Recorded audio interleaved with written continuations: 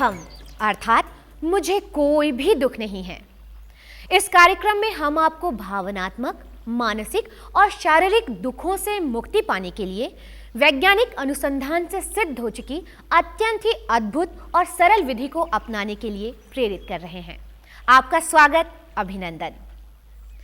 आधुनिक जीवन शैली में आजकल तनावग्रस्त वातावरण में रहन सहन और खान पान हमारी मजबूरी ही नहीं बल्कि जरूरत भी बन चुका है। आधुनिक व्यवस्था, उपकरण और साधनों के बगैर हमारा जीवन अत्यंत कठिन सा लगता है।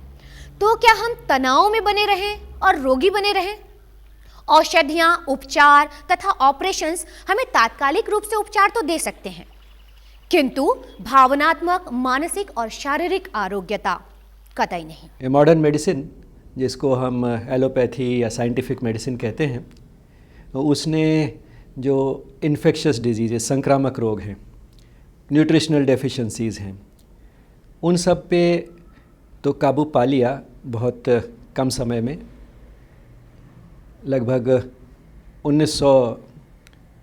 20वीं सदी के शुरू में कुछ ऐसे खोज हुई जिससे कि एंटीबायोटिक्स मिल गए, वैक्सीन्स मिल गई, विटामिन्स का पता चल गया, इंसुलिन का पता चलने से डायबिटीज़ का इलाज होने लगा। तो कई बीमारियां जो थी वो कंट्रोल में आ गई। लेकिन उसके बाद क्या हुआ कि जो पाश्चात्य देश थे, जिनको इस सब खोज से सबसे ज़्यादा फ़ायदा हुआ, वहाँ जो था लाइफ एक्सपेक्टेंसी बढ़ गई। लेकिन साथ साथ कुछ नई बीमारियां जो थी उससे लोग जो थे वो मरने लगे बड़ी उम्र में होकर। तो ये जो नई बीमारियां थीं उनके लिए कोई ऐसा सरल कोई उपाय नज़र नहीं आ रहा था जैसा संक्रामक रोगों के लिए और न्यूट्रिशनल डेफिशिएंसीज़ के लिए मिल गया था। तो इससे जो मॉडर्न मेडिसिन थी उसको एक अपनी लिमिटेशंस का, अपनी सीमाओं का पता चलने लगा और खोज से यही निकला कि यह बीमारियां जो हैं वो काफ़ी जटिल हैं और उनकी जो जड़ है हमारी पूरी जीवन शैली में है। और उस जीवन शैली के मुख्य अंग जो हैं वो हैं कि हम शरीर से काम बहुत कम ले रहे हैं। तो शारीरिक एक्टिविटी, गतिविधि जो कम हो गई है दैनिक जीवन में। आहार जो है हमारा बिगड़ गया है, गलत चीज़ें खा रहे हैं, ज़रूरत से ज़्यादा खा रहे हैं, इसलिए मोटापा बढ़ रहा है। और शरीर के अंदर हम कई गलत चीज़ें डाल रहे हैं, उनका सेवन कर रहे हैं, जैसे सिगरेट, शराब वगैरह। और रात को जितना हमें सोना चाहिए उतना सो नहीं रहे। और सबसे बड़ी चीज़ ये थी कि हमारा मानसिक तनाव बढ़ गया है। और जिस समय उन्होंने ये दिखाया 1990 के आसपास, वही समय ये था जब भारतवर्ष में भी ये बीमारियां जो थी बहुत तेज़ी से बढ़नी शुरू हो गई थी। पाश्चात्य देशों में 1950 के आसपास शुरू हुई और 40-50 साल के बाद वही हिस्ट्री यहाँ हमारे देश में भी रिपीट हुई, क्योंकि स्वतंत्रता के बाद वैक्सीन्स वगैरह मिलने लगीं और सब कुछ इस तरह की चीज़ें देने से हमने भी इन्फेक्शियस डिजीज़ पे, न्यूट्रिशनल डेफिशिएंसीज़ पे कुछ काबू पा लिया। और कुछ सेक्शन से हमारी सोसाइटी के ऐसे थे जिनका लाइफस्टाइल कुछ वैसा ही हो गया जैसा पाश्चात्य देशों में था। तो उसका रिज़ल्ट ये हुआ कि वही बीमारियां यहाँ आ गईं। यहाँ भी लाइफ एक्सपेक्टेंसी तो बढ़ गई, लगभग 30 साल थी 1947 में। लाइफ एक्सपेक्टेंसी 1990 तक 60 साल से ज़्यादा हो गई। लेकिन वही बीमारियां जो पाश्चात्य देशों में 1950 में आई थी वो 1990 तक यहाँ भी आ गई। कई प्रकार के रोग हैं, शारीरिक रोग भी हैं, मानसिक रोग भी हैं और भावनात्मक रोग भी हैं। शारीरिक रोग में जितने ये हृदय रोग, डायबिटीज़, ब्लड प्रेशर, ये अस्थमा, ये सब शारीरिक रोग हैं। मानसिक रोग में चिंता, डिप्रेशन, तनाव, अनिद्रा, ये सब मानसिक रोग हैं।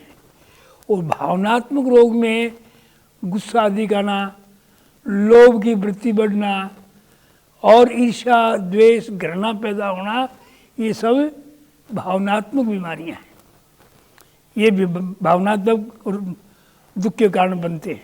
तो हम देखें तो इनमें से ज़्यादातर प्रभाव हमारा शारीरिक रोग का तो थोड़ा सा विश्राम किया तो काम निपट सकता है, लेकिन मानसिक और भावनात्मक रोगों को दूर करना होगा जो दुख का मुख्य कारण बनते हैं। तो उन दुखों को दूर करने का एक ही तरीका है, योग को जोड़ना होगा। इस युग में हमें पतंजलि ऋषि ने जो आज से 4-5 हज़ार साल पहले हुए थे, उन्होंने एक व्यवस्थित हमको रूपरेखा दी कि योग माने इस तरह से योग होना चाहिए। तो आचार्य तुलसी जी ने सोचा कि आगे आने वाला युग है और कठिन आने वाला है, तो उसके लिए उन्होंने कहा कि सबसे बड़ी समस्या होगी तनाव की। टेंशन सबसे बड़ा मनुष्य का शत्रु बनेगा, और वो आज हम देख रहे हैं सबसे बड़ा शत्रु है। उन्होंने दोबारा इसको खोज करके ये प्रेक्षा ध्यान की विधि के नाम से इसको व्यवस्थित किया। इसमें आसन, प्राणायाम, ध्यान, कायसर्ग और ये अनुप्रेक्षा इत्यादि प्रयोग जोड़े गए हैं, जिसके द्वारा व्यक्ति अपने आप को स्वस्थ बना सकता है। यही सार है संतों, विद्वानों और आचार्यों की गहन तपस्या और अध्ययन का। महर्षि पतंजलि, जिन्होंने योग की व्याख्या, कार्य पद्धति, आशय का विवेचन एवं संकलन किया। उधर जैन तीर्थंकर श्री महावीर जी के द्वारा प्रयुक्त ध्यान पद्धति को आचार्य तुलसी एवं महाप्रज्ञ जी ने आज की आधुनिक जीवन शैली के अनुरूप प्रेक्षा ध्यान के रूप में विकसित किया, जो आज के आधुनिक युग में एकदम सटीक बैठती थी। You feel better, your body changes, your chemistry changes, and your health is something what you maybe ask for. We went to doctor. I always ask him, we changed our system. Oh, he said, okay, let's make some test. And he was testing. And after next year, we made another test. And after 10 years, we made another test, and so on. And we have the scientific result that our values of blood values grow better from year to year. And according to this, the feeling of being alive is much better than before. We all have organ. This organ for work need energy. Without energy, this organ cannot work. We also need some hormones. Without hormones, our blood cannot give chemical reaction to connect, for example, oxygen with something what gives energy inside. It is understandable. And this way, you can understand how, through the praksha, save that what can give a little bit life more. How to save hormone system, what produced our emotion, what cutting our life. Doctor Galina, जो रूस Moscow में neurosurgeon थी, उन्होंने अपनी practice को छोड़ दिया और प्रेक्षा ध्यान को अपनाया, क्योंकि वे रोगग्रस्त रोगियों और दुखियों को संपूर्ण निदान दिलाना चाहती थी, ना कि आंशिक। आप सोच रहे होंगे कि हम प्रेक्षा ध्यान के बारे में आपको सीधा सीधा क्यों नहीं बता देते। नहीं, प्रेक्षा ध्यान कोई गोपनीय विद्या नहीं है, बल्कि हम चाहते हैं कि आप इसकी विशेषताओं से भली भांति परिचित हो जाएं। कोई भी चिकित्सा प्रणाली हो, अगर उसके साथ प्रेक्षा ध्यान को अपनाया जाए तो रोगों के कारणों का उन्मूलन किया जा सकता है। एलोपैथी ही नहीं, बल्कि सर गंगाराम अस्पताल के होम्योपैथी विभाग के डॉक्टर पुरी की भी बात आप सुन लीजिए।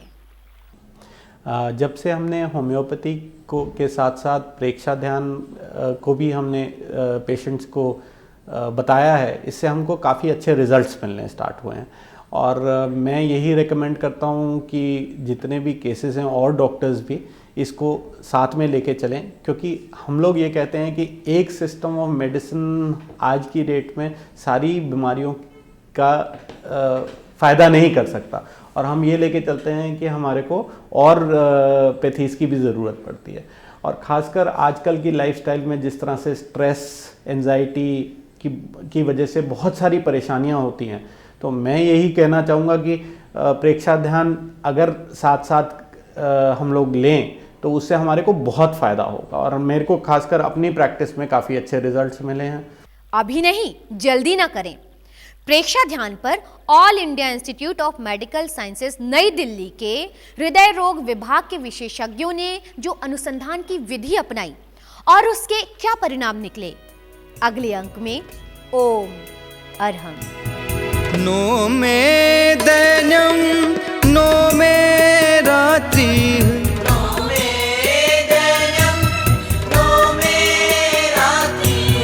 शान्तः क्रोधः शान्तमानम्,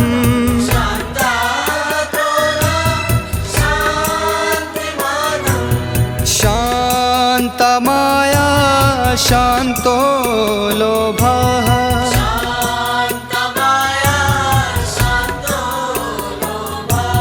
शान्तं पापम् उदिता शान्तिः,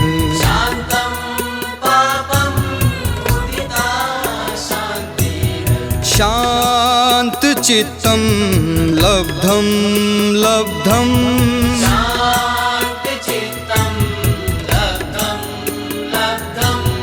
नो मे दुःख नो मे दुःखम्,